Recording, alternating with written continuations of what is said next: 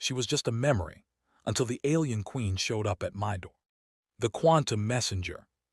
The knock came at precisely 3:47 in the morning, three sharp raps against the metal door of Dr. Zara Novik's research outpost. Nobody knocked on doors anymore, not in this age of digital signatures and biometric scanners, and certainly not on the door of an isolated research station perched on the edge of the Callisto Ridge.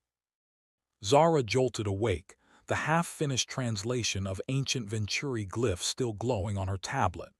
She blinked, certain she had imagined it, but then the sound came again, deliberate, measured, somehow both hesitant and commanding. Probable meteorological anomaly, suggested the station's AI in its neutral tone. Wind patterns across the ridge create acoustical illusions that. Mute, Zara commanded, reaching for the stunner she kept by her workstation. 6 years in voluntary exile had made her cautious. The xenobiology community had labeled her a crackpot, a brilliant mind derailed by obsession with impossible theories about cross-species consciousness transfer. They'd revoked her funding, her credentials, her reputation, but not her instincts. And her instincts told her that was no wind. The security monitor showed a figure outside, humanoid, tall, wrapped in what appeared to be tattered ceremonial robes that shimmered despite the darkness. Something about the posture triggered a flicker of recognition that Zara immediately dismissed as impossible. Identity scan, she ordered the system.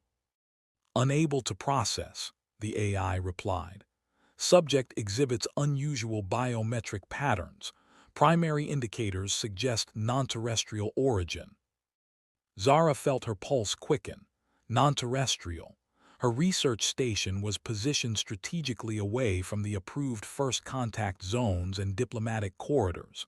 Whatever stood outside her door shouldn't be there, couldn't be there, unless it had specifically sought her out. With stunner in hand, she approached the airlock, calibrating the atmosphere mixer to accommodate a range of breathing requirements. The outer door slid open with a pneumatic hiss. The figure stood perfectly still, face obscured by a hood that seemed to absorb light rather than reflect it. As the airlock completed its cycle and the inner door opened, the visitor raised a 6-fingered hand and lowered the hood. Zara felt the stunner slip from her fingers, clattering against the metal floor. "Lyra," she whispered, the name emerging unbidden from somewhere deep in her memory.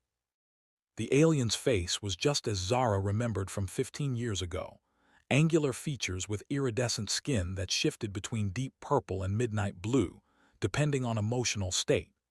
4 eyes arranged in a diamond pattern, all the color of distant nebulae. A crown of crystalline structures that could have been mistaken for hair by the untrained eye, but which Zara knew were sensory organs capable of detecting everything from electromagnetic fields to quantum fluctuations. But something was wrong. The crystalline crown was damaged, several structures broken or dulled. The eyes that once held the confidence of a sovereign now carried exhaustion and wariness.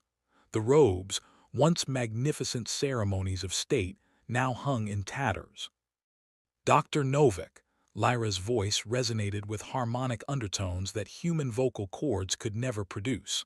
"I need your help."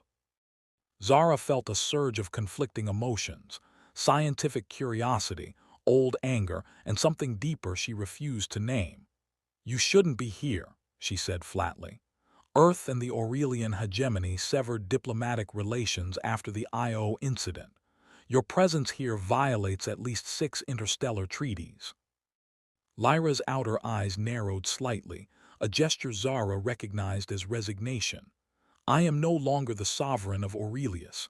I have been displaced." "Displaced," Zara repeated dryly. "Is that what they're calling coups these days in the hegemony?" "May I enter?" Lyra asked, ignoring the barb. "The atmospheric composition here is challenging." Zara hesitated, then stepped aside. Protocol demanded she report unauthorized non-terrestrial contact immediately. Her research station's isolation would protect them from immediate detection, but eventually, Someone would notice the energy fluctuations, the atmospheric adjustments. "You have 1 hour," she said as Lyra stepped inside. "Then I'm calling planetary security." Lyra moved past her with that familiar fluid grace that had once captivated diplomats and scientists alike. Even diminished, there was something regal in her bearing, something that made the cluttered research station feel suddenly small and crude. "Your work continues," Lyra observed, gesturing toward the glowing tablets and holographic projections of DNA strands and neural networks. "You pursue the connection still." Zara stiffened. "My work is my business. You forfeited any right to comment on it when you disappeared 15 years ago." Lyra turned, all four eyes focusing on Zara with uncomfortable intensity. "I did not disappear, Dr. Novik. I was recalled. There is a difference." "Not to those left behind," Zara muttered, then shook her head. "Why are you here, Lyra? What could possibly bring the sovereign of the Aurelian hegemony, former sovereign," she corrected herself, "to my doorstep in the middle of the night?" Instead of answering, Lyra reached into her robes and withdrew an object that caused Zara to step back involuntarily. A small crystalline sphere, no larger than a human fist, swirling with colors that seemed to exist somewhere between light and thought. "The quantum core," Zara breathed. "You actually took it." "It was mine by right," Lyra said simply. "The symbol and substance of Aurelian sovereignty for 27 generations. But more importantly," her voice softened, "it contains the final proof of your theories." Zara felt dizzy. The quantum core was the stuff of legend, even among the advanced species of the hegemony. A technology so advanced that most considered it biological, a living crystal capable of storing and transferring not just information but consciousness itself. "That's impossible," Zara whispered. "The core is kept in the sacred vault on Aurelius Prime. It never leaves the planet." "Much has changed," Lyra said, her colors shifting to a deeper blue that Zara recognized as grief. "The usurpers came from within, the tech-born faction. They believe Aurelius has grown stagnant under biological rule. They seek to upload all consciousness to the quantum network, ending physical existence entirely." Zara tried to process the implications. "A forced transcendence, that's—" "Genocide," Lyra finished. "For those who cannot or will not upload, and once they control the core, they will extend their ideology throughout the hegemony. Billions of lives across 12 star systems." "And they're looking for you," Zara concluded, "for the core." Lyra nodded. "They have tracked me across 3 systems. It was only through desperate measures that I reached Earth undetected." Zara's scientific mind began calculating trajectories, temporal windows, technological requirements. "That should be impossible with current Aurelian technology." "It was not technology that brought me here," Lyra said quietly. She extended her arm, pulling back the tattered sleeve to reveal an intricate pattern etched into her iridescent skin, a pattern that pulsed with its own internal light. Zara felt her breath catch. Without thinking, she extended her own arm, pushing up the sleeve of her lab coat to reveal an identical mark on her wrist, dormant but unmistakable. "The bond," Zara said, "it's still active." "It was never inactive," Lyra replied, "merely dormant. I activated it to find you."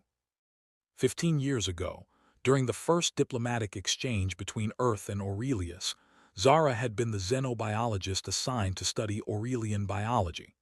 What had begun as scientific inquiry had evolved into something neither species had anticipated, a connection that transcended professional boundaries.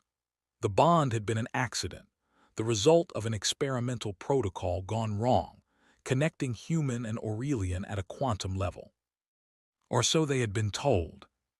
"You said it was temporary," Zara accused. "Your scientists said it would fade within months." "They believed it would." Lyra's inner eyes blinked slowly, a gesture of regret. "The bond was unprecedented. No Aurelian had ever successfully bonded with a non-Aurelian before. It should have been impossible." Zara laughed bitterly. Well, impossible seems to be my specialty. She moved to her workstation, activating a scanner and running it over her own arm. The data appeared instantly on the nearest screen, her DNA sequence interwoven with structures that had no terrestrial equivalent, pooling in patterns that matched the quantum signature emanating from Lyra's arm. All these years, Zara murmured, all these years I've been trying to prove cross-species consciousness transfer was possible, and the evidence was literally under my skin. The bond is more than evidence, Lyra said. It is the key. The Techborn cannot access the full potential of the quantum core without understanding the bond. That is why they hunt me, and now, by extension, you. As if summoned by her words, the station's proximity alert began to wail. The security screen showed a small craft entering atmosphere, its design unmistakably Aurelian but modified with technology Zara didn't recognize. "They've found us already?" Zara asked, eyes widening. Lyra shook her head, crystal structures vibrating with tension. "Not yet. That is a scout drone. It searches for quantum fluctuations. The core's presence will register if we remain stationary too long." Zara's mind raced. Protocols, regulations, the very rules that had governed her scientific career all dictated she should report this immediately, turn the Aurelian sovereign, former sovereign, and the quantum core over to Earth authorities. But her instincts, the same instincts that had driven her to pursue impossible theories, told her something else entirely. "My research vessel," she said abruptly. "It's small, but it's equipped for deep space, limited stealth capabilities. If we modulate the core's quantum signature, we might be able to mask it long enough to reach the Kuiper Belt outpost." Lyra's colors shifted to a lighter shade. "Hope, you will help me." Zara looked at the pattern on her wrist, then at the alien who had once meant more to her than any human colleague or friend. The alien who had disappeared without explanation, leaving Zara with a mysterious mark and a career-destroying obsession. "I'm not doing this for you," she said firmly. "I'm doing it because if what you're saying is true, this transcendence technology threatens every biological species, including humanity. And because," she hesitated, "because I've spent 15 years trying to prove what we discovered together. I'm not walking away from that evidence now." Lyra inclined her head, crystal structures catching the light. "That is sufficient." Zara began rapid preparations, downloading critical research data, packing essential equipment. "The vessel has limited life support calibrated for human physiology. Will you be able to adapt?" "The bond will help stabilize my biological functions," Lyra replied, "temporarily." As they worked, the mark on Zara's wrist began to warm, pulsing in time with her heartbeat. She caught Lyra watching her several times, all four eyes filled with something Zara couldn't, or wouldn't, interpret. "There's something you're not telling me," Zara said finally, securing the last of her equipment. "About the bond, about why you're really here." Lyra's colors shifted to a deep violet, a hue Zara had never seen before. "There is much I have not told you, Dr. Novik, some of it because I did not know, some because you were not ready to hear it. And now we have no choice," Lyra said, her gaze moving to the security monitor where two more Aurelian crafts had appeared. "The Techborn will not stop with Aurelius. Once they have mastered transcendence, they will offer it to other species, as a gift at first, then as a requirement. The biological age will end." "Unless we stop them," Zara concluded, surprised by the determination in her own voice. "Unless we stop them," Lyra agreed. As they prepared to board Zara's research vessel, the quantum core pulsed between them, its swirling colors synchronizing briefly with the patterns on their skin. Zara caught a glimpse of something in that synchronization, memories not her own, feelings she couldn't identify, and a sense of rightness that defied scientific explanation. The scientist in her demanded evidence, explanations, protocols. But as the proximity alerts grew more urgent and Lyra's presence beside her became more essential than logical, Zara made her choice. They would go together, human scientist and alien sovereign, bound by something neither fully understood but both recognized as real. Whatever answers awaited would have to be discovered in motion, one step ahead of those who would end biological existence itself. The research vessel hummed to life as Zara initiated launch sequences. Beside her, Lyra placed the quantum core in a specialized containment field, her movements precise despite her obvious exhaustion. "Ready?" Zara asked, more to herself than her unexpected companion.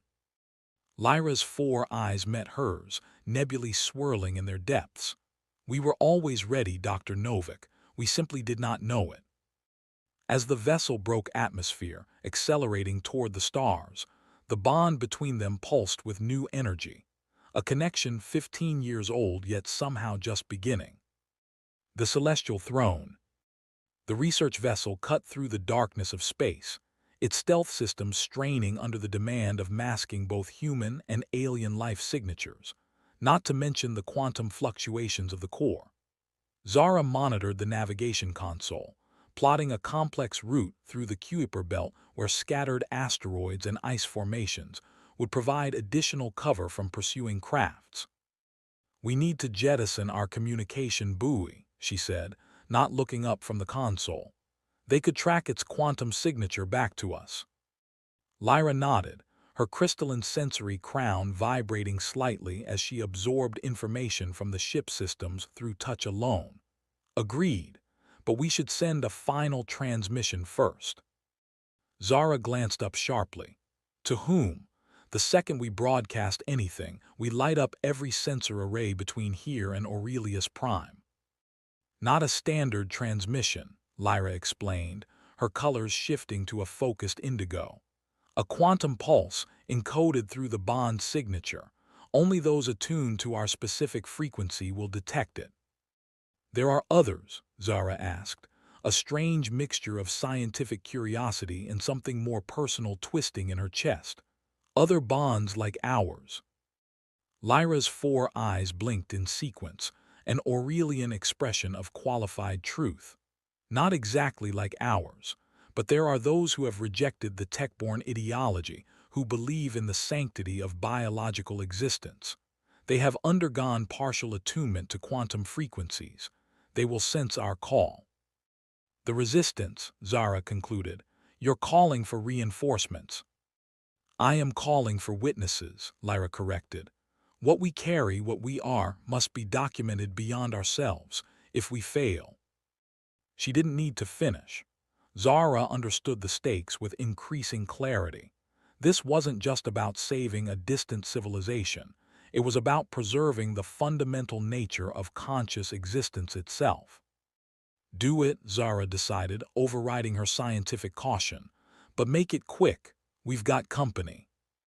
The sensor array had detected 3 vessels entering the outer solar system, their configurations matching the tech-born scouts they'd narrowly evaded on Earth.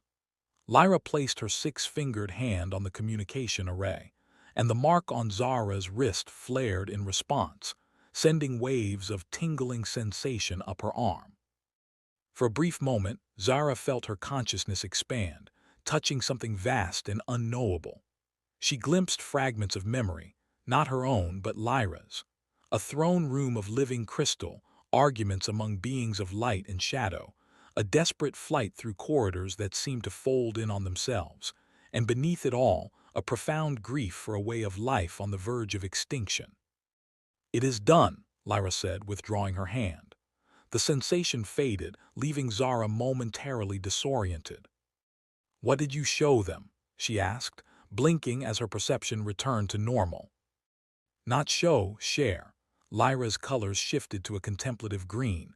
"The bond allows for more than simple communication. It allows for communion." Zara wanted to press further, but the proximity alert shrieked again. One of the tech-borne vessels had altered course, accelerating toward their position. "They've detected us," she muttered, hands flying across the controls. "Hold on."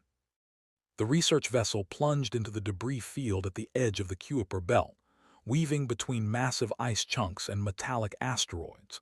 Zara had spent years mapping this region, studying the unique xenobiological samples occasionally found embedded in the ancient ice. Now that knowledge became their salvation, as she navigated through channels and crevices too narrow for standard pursuit. They are not simply tracking the core, Lyra observed, her outer eyes narrowed in concentration. They are tracking the bond itself. That's impossible, Zara insisted, even as she executed another evasive maneuver.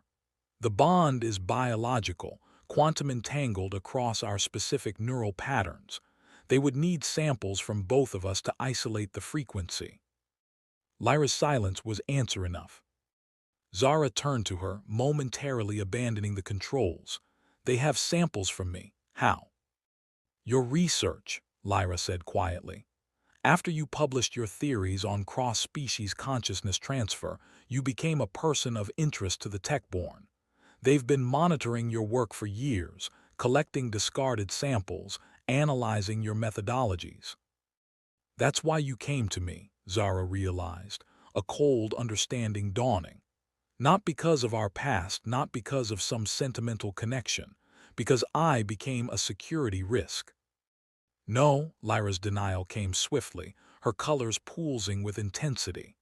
I came to you because the bond was never an accident. It was always meant to be. Before Zara could demand clarification, the vessel shuddered violently. A tech-born scout had launched some kind of quantum disruptor, catching the edge of their shielding.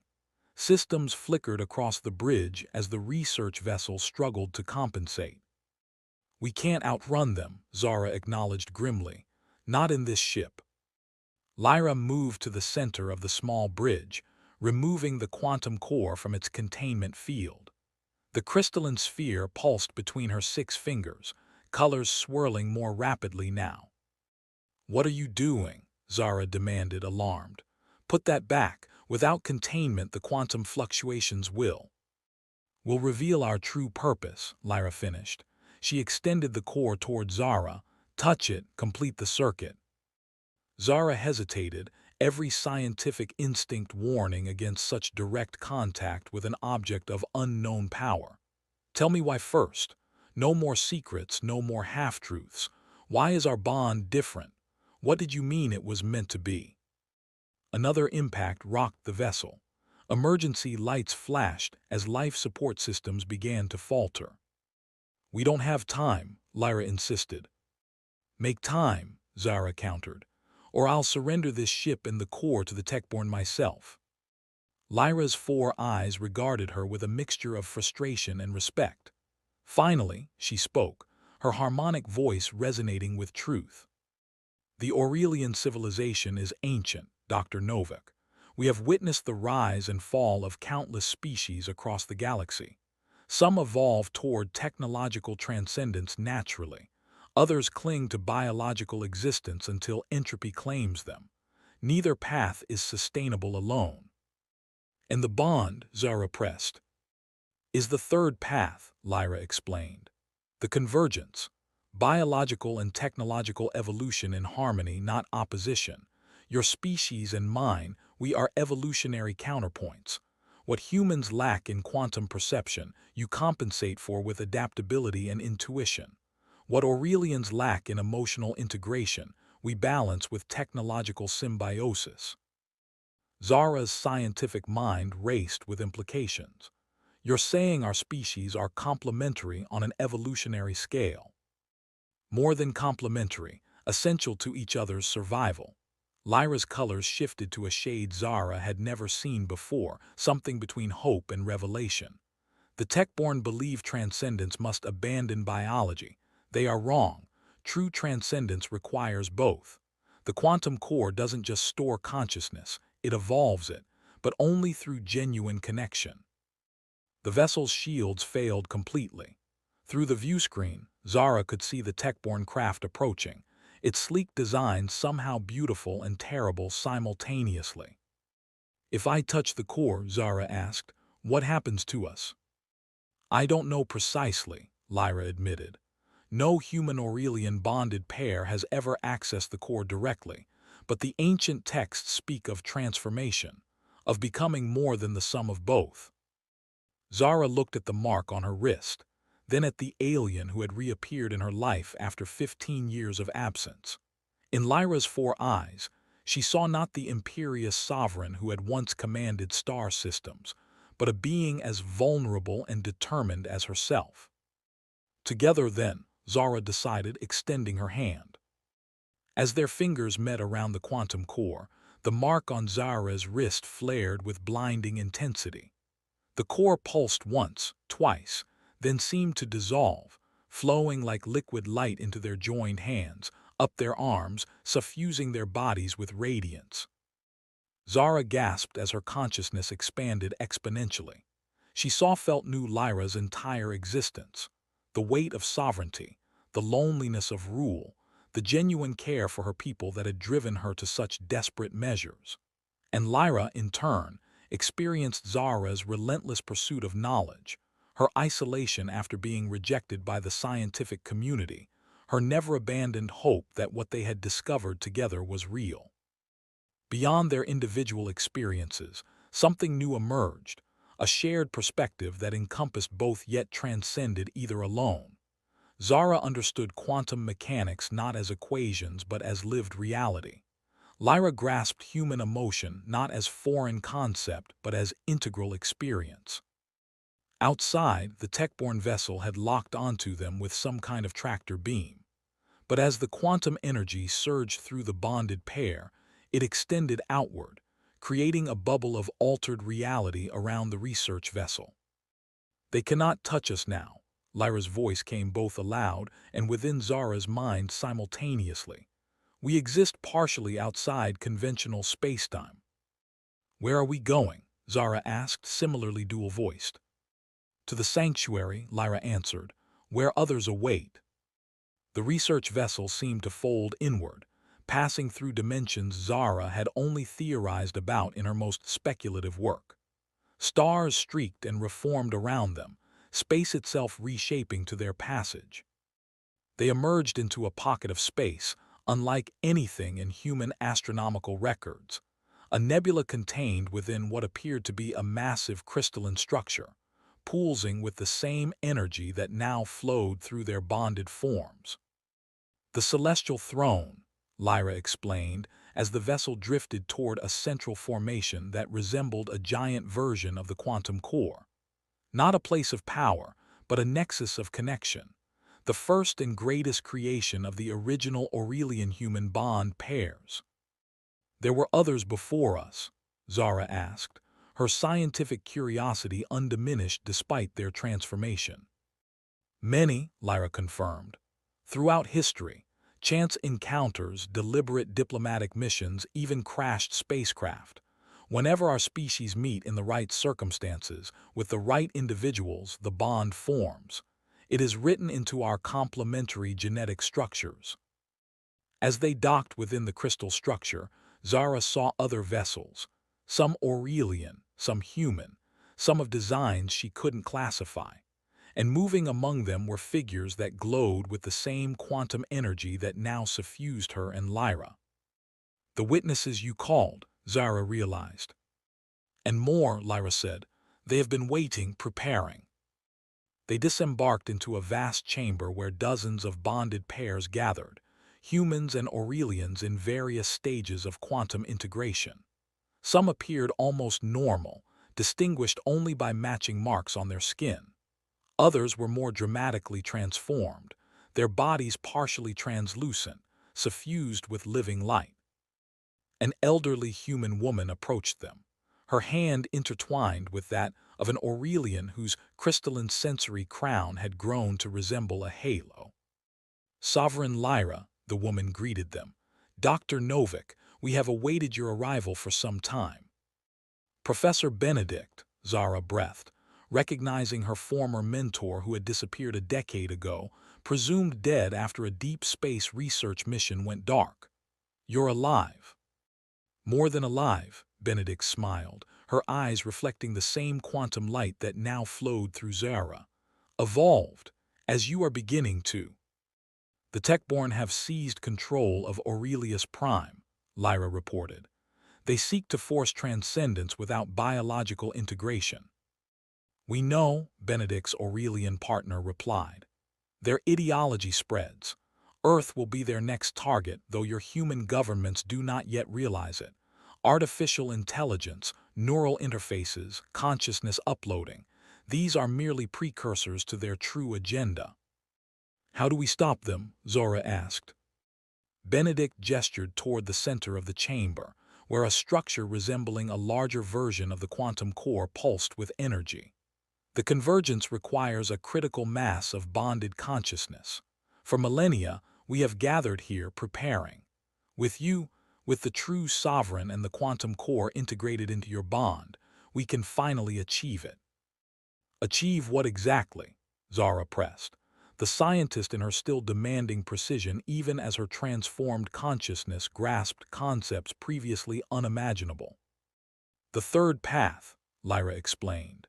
Neither purely biological nor purely technological, a state of existence where consciousness can flow between forms without losing its essential nature, where technology enhances biology without replacing it.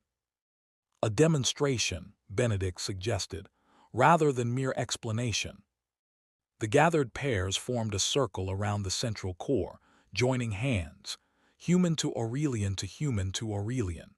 As Zara and Lyra completed the circle, the quantum energy surged, creating a field of consciousness that expanded outward.